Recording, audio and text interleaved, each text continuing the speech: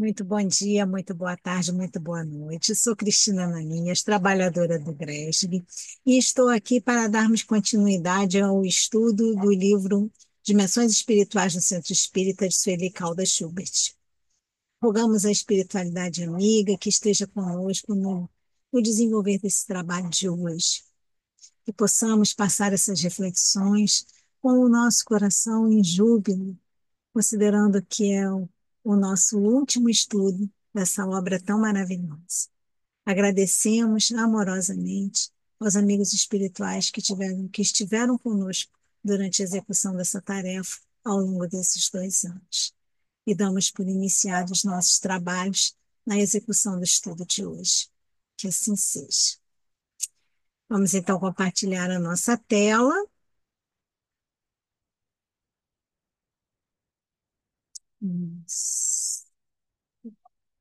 Vendo os ajustes.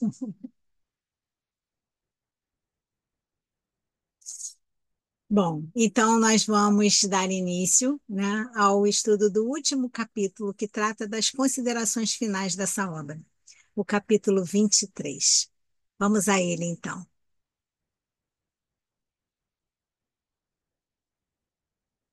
Então, nesse final, não é propósito apontar os aspectos negativos que possam existir e que realmente existem nas casas espíritas. Não somos perfeitos e, portanto, a nossa conduta ainda traz os resquícios das nossas fraquezas.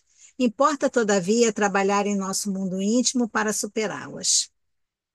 Acima de tudo, devemos evidenciar a importância do centro espírita enquanto local de labor doutrinário e oásis de refazimento moral e espiritual.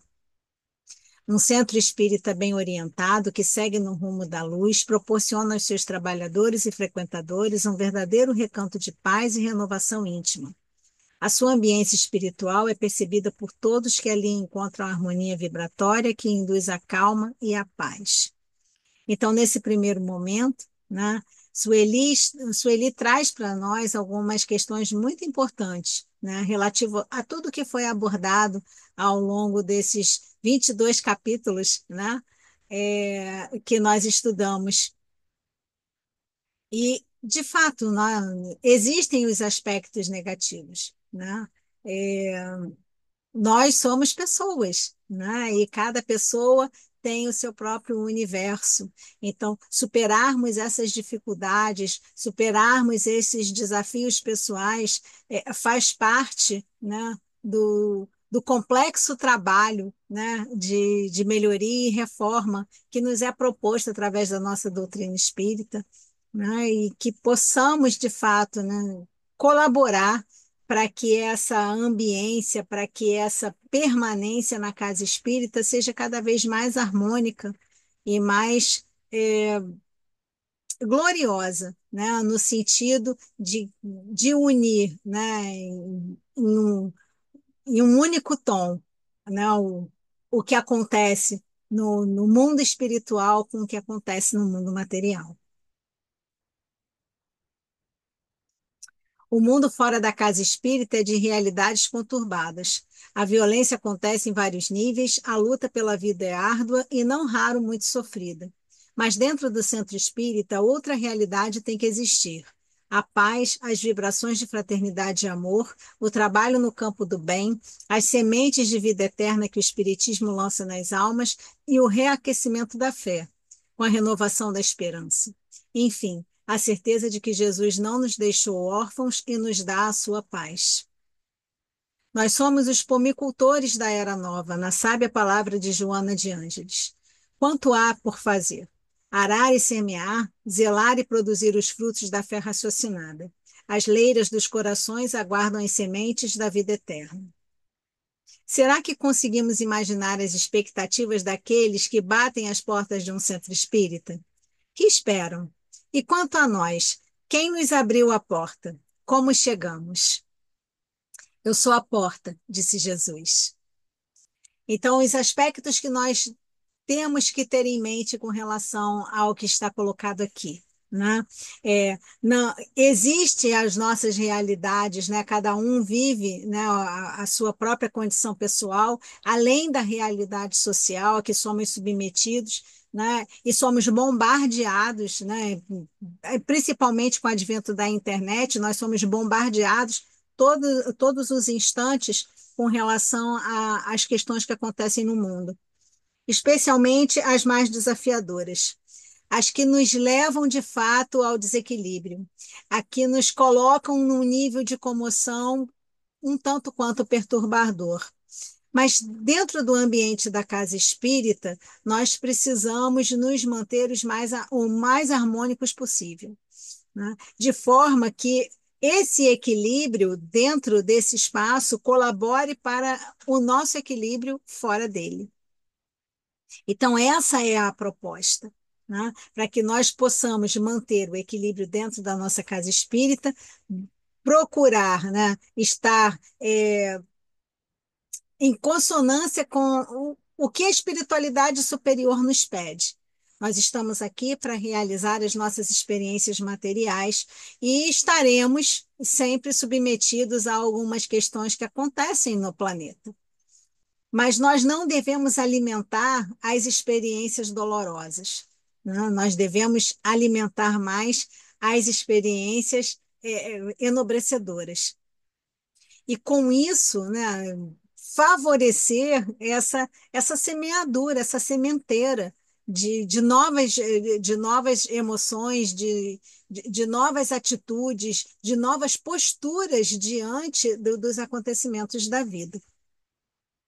Então, a expectativa daquele que chega à casa espírita, né, e eu posso colocar isso até por experiência própria, porque eu não vim de um lar espírita, é, essa expectativa é, de fato, encontrar dentro desse espaço esse campo seguro, onde nós seremos realmente recebidos com amor e, a partir daí, receber as instruções, as condições e formar a nossa base, o nosso alicerce, a partir da construção da nossa fé raciocinada. Então, como normalmente a gente chega à casa espírita? A maior parte de nós ainda chega pela dor. Quando não viemos de um lar espírita, a maior parte de nós chega à casa espírita pela dor, né? E que isso possa começar a ser modificado a partir dos exemplos que nós damos para as outras pessoas. E voltamos a deixar claro, nós não deixaremos de ter as nossas questões, os nossos reveses, pelo fato de sermos espíritas, pelo fato de estudarmos mais ou de trabalharmos mais e de estarmos à frente de estudos ou de palestras. Nós seremos submetidos às nossas questões no momento em que se fizer necessário, né? Que a gente espie ou que a gente seja provado. Muitas vezes a nossa nota ela não vem tão alta logo de cara, mas a gente vai de uma forma sucessiva superando os desafios e seguindo em frente, que é o objetivo, né? Então, quem é a porta? A porta é Jesus. Através do seu amor, através dos seus ensinamentos, através de todos os seus postulados, né, que foram trazidos para nós através dos evangelistas. Então, nós temos desafios para o Centro Espírita no terceiro milênio, né? Então, assinalando a experiência do projeto Manuel Filomeno de Miranda, conforme registra, né, o livro Qualidade na Prática Mediúnica, temos uns comentários que Sueli coloca e que nós vamos reproduzir aqui. Então, menciona a benfeitora espiritual Joana de Ângeles, que apresentou, através de Divaldo Franco, uma nova proposta para o Centro Espírita baseada na trilogia Espiritizar, Qualificar e Humanizar. Então, esses conceitos eles foram apresentados pela primeira vez por Divaldo Franco em uma palestra pública. Divaldo recorda inicialmente o lema kardeciano, que é trabalho, solidariedade e tolerância, ressaltando que o codificador o adaptara a partir da tríade de Pestalozzi, que foi um grande educador. que afirmava ser o êxito da educação consequência de três elementos básicos: o trabalho, a solidariedade e a perseverança. Segundo o projeto, Kardec pensou o centro espírita como uma célula viva e pulsante, lugar de trabalho para todos, ou seja, independente do que você faz na casa espírita, seja do ponto de vista material ou do ponto de vista espiritual, é um lugar de trabalho para todos, de solidariedade entre todos, né? Todos nós, dentro da casa espírita, seja trabalhador ou frequentador, estaremos sempre sendo solidários uns com os outros. E de tolerância para com todos, porque eu sou uma pessoa, eu tenho um temperamento, eu tenho a minha história, eu tenho as minhas dores, eu tenho os meus sabores de vida. A outra pessoa é um outro universo, composto de situações muito particulares dela. Então, muitas vezes, esses universos eles acabam se chocando e é necessário que haja tolerância para que a gente possa superar qualquer tipo de diferença. Então, espiritizar, na proposta de Joana de Ângeles, tem o sentido de resgate daquele que frequenta, ou seja, possibilitar que o espiritismo seja introjetado em seu mundo íntimo e gradualmente passe a ser projetado na vivência da pessoa. Né? A pessoa começa a frequentar a casa espírita, começa assim a ser envolvido, né, pelo que ele presencia na casa espírita, e isso começa a fazer parte do seu mundo íntimo e ele começa a entender que, olha, essa proposta me serve, essa proposta de fé me serve. Então, eu começo a entrar nesse universo do espiritismo. Então, o processo de espiritização ocorre quando a pessoa começa a amar a doutrina espírita e, dessa forma, sente o anseio de preservá-la, de manter a fidelidade doutrinária. Então, assim, espiritizar é viver a doutrina espírita, tendo como diretriz e referencial de vida. Qualificar é aprimorar. O espírita consciente sabe que é imprescindível aprofundar-se no conhecimento do espiritismo. A partir daí, apreende a própria transformação moral, que deve ser a panágio do verdadeiro espírita. Qualificar na visão da doutrina é melhorar-se, aprimorando-se a cada dia. Então, fica a deixa: amai-vos e instruí-vos. É o primeiro caminho do aprimoramento, a instrução. Conhecer o Pentateuco, que é a base doutrinária, buscar bons livros, boa literatura acessória, na medida do possível participar de estudos, de cursos, de palestras, de seminários, de eventos que possam contribuir favoravelmente para essa qualificação. Então, não é um aprimoramento religioso. Através do conhecimento doutrinário, nós começamos o nosso aprimoramento moral. E assim, vamos sedimentando a nossa fé raciocinada. Assim, vamos sedimentando o nosso conhecimento. E vamos sedimentando também a nossa qualificação moral, né? As pessoas que nós éramos e que vamos começando a transformar em pessoas melhores. Humanizar expressa a necessidade de se desenvolver o sentimento de humanidade, de solidariedade. Traz implícita a noção da caridade no seu sentido mais abrangente. Caridade como amor em ação dinâmica, transformadora. Não apenas a caridade material, mas a caridade moral. Né? O sentido do amor incondicional, de eu fazer pelo outro, de eu amar o outro apesar de. Então, eu vou superar algumas diferenças, eu vou superar algumas dificuldades, eu vou superar algumas barreiras em prol de poder ajudar aquele que talvez não seja para mim uma pessoa tão grata. Não seja uma pessoa por quem eu tenha uma afinidade, mas ela precisa do meu auxílio e eu vou socorrê-la, de coração aberto. Então, essa é a humanização. É eu olhar para o outro, mesmo que ele tenha cometido erros muito graves, e lembrar que ele é meu irmão.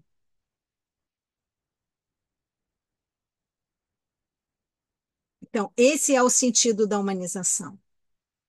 É lembrar que eu posso errar igual o outro errou, ou errar mais do que o outro. E da mesma forma que eu quero que a justiça se faça comigo na proporção daquilo que eu dou ao outro, então eu preciso muitas vezes de me colocar no lugar do outro, não somente na questão da dor, mas também na questão do erro. Pensemos nisso. Ela traz uma recomendação de leitura para a gente, né? Que são, assim, os livros do Projeto Manuel Filomeno de Miranda são ótimos. Então, eu particularmente recomendo todos. Mas, né? A primeira recomendação é o livro que inicia, né? Esse tópico da doutrina espírita no terceiro milênio, e também o livro Jesus e Kardec, que são modelos para os trabalhadores do movimento espírita, que é de autoria de Alírio Cerqueira Filho, que aborda as ações para qualificar, humanizar e espiritizar. A trilogia proposta por Joana de Ângeles é o referencial para que o Centro Espírita realize no terceiro milênio, através de seus obreiros, importante missão que lhe é atribuída. Cada um de nós, tarefeiros da seara espírita, deseja e procura acertar. Se nos equivocarmos aqui e ali, reconheçamos isso, corrigindo e aprimorando sempre. Onde quer que esteja o espírita sincero, deve ser o fermento espiritual a levedar a massa. É muito importante, né, para cada um de nós, independente de estarmos na casa espírita ou na nossa vida cotidiana, reconhecer que errou, né? Perdoar, se perdoar, perdoar ao outro quando for a situação e buscar remediar isso da melhor forma. Então, é, reconduzir o caminho, reconduzir o caminho é um ponto importante para que novos erros não aconteçam. Se eu insisto em manter uma conduta equivocada, eu vou continuar errando. E quanto mais eu continuar errando, mais aquela lição vai se apresentar na minha vida. Então, se eu reconheço o meu erro e começo a trabalhar na reparação desse erro, no conserto dessa conduta, eu passo para a lição seguinte. Humberto de Campos, no livro Boa Nova, através de Chico Xavier, descreve a manifestação do Mestre aos 500 da Galileia. E ele veio. Seu vulto irradiava intensa luz e as mais profundas e sublimes emoções se estamparam nos rostos dos fiéis seguidores do Cristo. Narra o autor espiritual que a palavra articulada não tomou parte naquele banquete de luz imaterial. Todos, porém, lhe perceberam a amorosa despedida e, no mais íntimo da alma, lhe ouviram a exortação magnânima e profunda.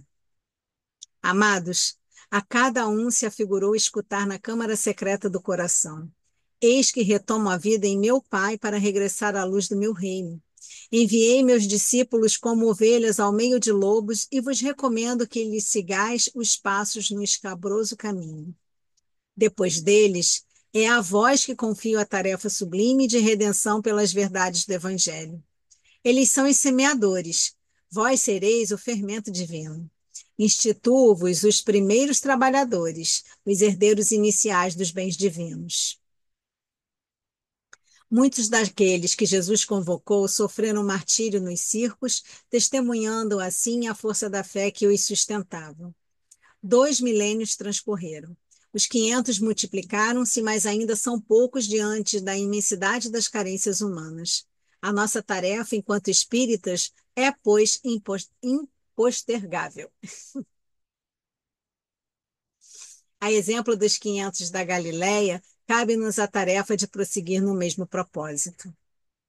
Joana de Ângeles, no livro Após a Tempestade, através de Divaldo Franco, afirma: Cristo nos convoca outra vez ao despertamento e ao trabalho de soerguimento pessoal, que em última análise é o de soerguimento da Terra mesma. Somos as células do organismo universal, por enquanto enfermo em processo liberativo sob a terapêutica do Evangelho restaurado. Não é a primeira vez que nos chega a voz do Cordeiro de Deus, concitando-nos a redenção, ao avanço e à sublimação. Não é essa a nossa hora? O nosso momento? O agora enquanto é hoje? O hoje é véspera de bênçãos se soubermos preparar o amanhã que não tarda. Lançando um olhar ao futuro, anelo que o Espiritismo, como terceira revelação de Deus à humanidade, cumpra o seu desiderato. O Espiritismo será o que fizerem os homens, adverte Leon Denis. Antevejo esse radioso dia, quando todos estivermos unidos, solidários, quando o amor sobrepujar as nossas falhas e nos transformar definitivamente. Ao encerrarmos, meditemos nas palavras de Kardec quando conclama todos os espíritas. Essa estrada pela qual temos procurado com esforço fazer que o espiritismo enverede. A bandeira que desfraldamos bem alto é a do espiritismo cristão e humanitário, em torno da qual já temos a ventura de ver, em todas as partes do globo, congregados tantos homens. Por compreenderem que aí está a âncora de salvação, a salvaguarda da ordem pública, o sinal de uma nova era para a humanidade. Convidamos, pois, todas as sociedades espíritas a colaborar nessa grande obra. Que de um extremo ao outro do mundo elas se estendam fraternalmente as mãos, e eis que terão colhido o mal em inextricáveis malhas. Então, vamos encerrar agora com esse texto de Emmanuel. Doutrina espírita. Toda crença é respeitável. No entanto, se buscaste a doutrina espírita, não lhe negues a fidelidade. Toda religião é sublime. No entanto, só a doutrina espírita consegue explicar-te os fenômenos mediúnicos em que toda religião se baseia. Toda religião é santa nas intenções. No entanto, só a doutrina espírita pode guiar-te na solução dos problemas do destino e da dor.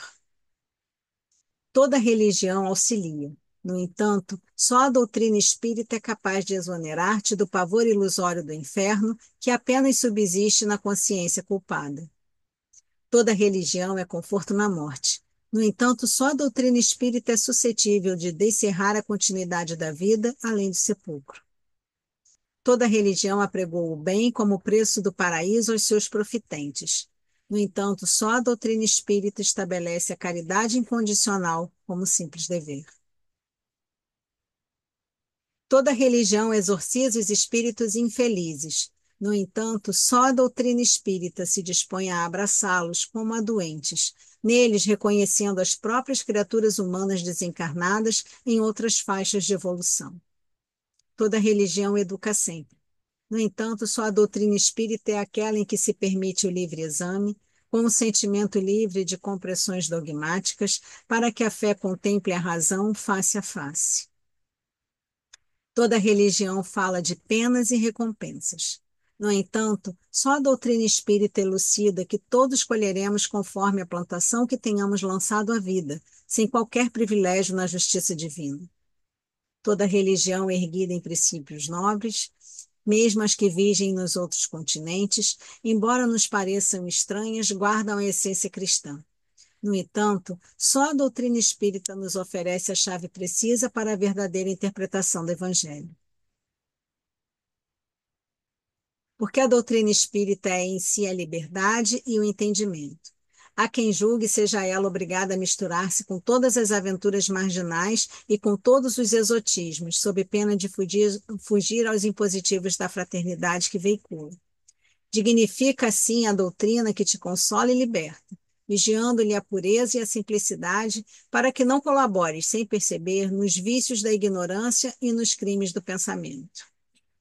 Espírita deve ser o teu caráter, ainda mesmo te sintas em reajuste depois da queda. Espírita deve ser a tua conduta, ainda mesmo que estejas em duras experiências. Espírita deve ser o nome de teu nome, ainda mesmo respires em aflitivos combates contigo mesmo. Espírita deve ser o claro adjetivo de tua instituição, ainda mesmo que por isso te faltem as passageiras subvenções e honrarias terrestres. Doutrina espírita quer dizer doutrina do Cristo, e a doutrina do Cristo é a doutrina do aperfeiçoamento moral em todos os mundos. Guarda, pois na existência como sendo a tua responsabilidade mais alta, porque dia virá em que serás naturalmente convidado a prestar-lhes contas. Do livro Religião dos Espíritos, da reunião pública de 13 de novembro de 1959, é a questão 838. Essa mensagem foi recebida por Francisco Cândido Xavier. Encerramos com essa imagem tão emblemática que foi a nossa imagem-chefe de todo o nosso trabalho. Tudo que acontece, né, na nossa casa espírita, tudo o que permeia, né, o que existe entre o mundo material e o mundo espiritual, foi transmitido para nós através desse livro da Sueli. E desde já eu agradeço toda a paciência, toda a tolerância, é, a colaboração de cada um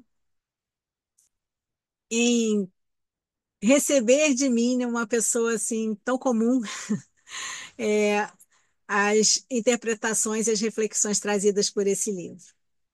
Eu quero agradecer também a essa casa mais uma vez por ter me oferecido esse trabalho. Foram 2 anos, exatamente 2 anos de trabalho dedicados à interpretação e à reflexão desse livro. Vamos interromper o nosso compartilhamento, então, para que nós possamos nos despedir, né, de uma forma é, mais adequada, agradecendo aos amigos espirituais, aos nossos mentores, aos benfeitores, que tão amorosamente estiveram conosco durante a realização dessa tarefa. Foram anos muito desafiadores para mim. E mais de uma vez, eu achei que não conseguiria realizar o trabalho, mas nunca me faltou a orientação, a intuição e o auxílio necessários para que nós dessemos conta ao longo de 2 anos da realização dessa obra. Muito obrigada, Deus nosso Pai, através de Jesus, o nosso Mestre, aos bondosos amigos espirituais que sempre estiveram conosco, que participaram conosco de tantos momentos desafiadores que passaram por nós nesse tempo, mas que ainda assim nos trouxeram a realização desse trabalho. Nosso agradecimento ao GRESG, aos mentores dessa casa, à sua diretoria, que amorosamente nos ofereceram a condição necessária para que o trabalho fosse executado. Muito obrigada. A cada um de vocês que participaram desse estudo, nós continuamos à disposição através dos nossos canais no GRESB. E até o próximo trabalho. Obrigada.